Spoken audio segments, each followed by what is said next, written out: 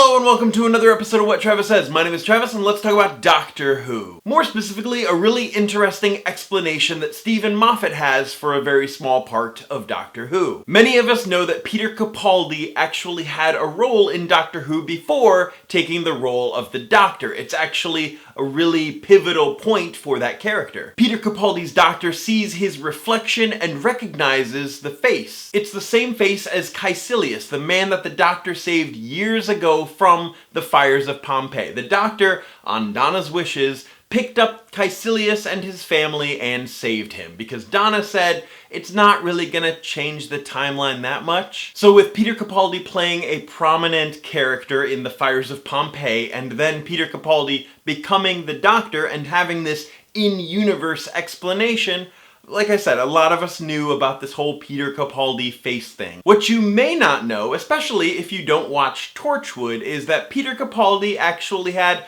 a pretty prominent role in Torchwood as well. In the Torchwood miniseries Children of Earth, Peter Capaldi played a man named John Frobisher. He worked in the British government and he was an informal ambassador to the alien species the 456. Now I may talk about the 456 in a future video, but right now, for all intents and purposes in this video, the 456 aren't really that important. All you really need to know is that they are essentially aliens who get a certain drug-induced high from Earthling human children. And spoilers for Torchwood Children of Earth, if for some reason you've never watched it and you want to watch it without being spoiled, don't watch this video any farther. But the Prime Minister ends up telling Frobisher that he needs to hand over his children to the 456. However, wanting to spare his children the pain of going with the 456 and essentially becoming a drug, he killed his children and his wife to spare her from the grief, and then committed suicide.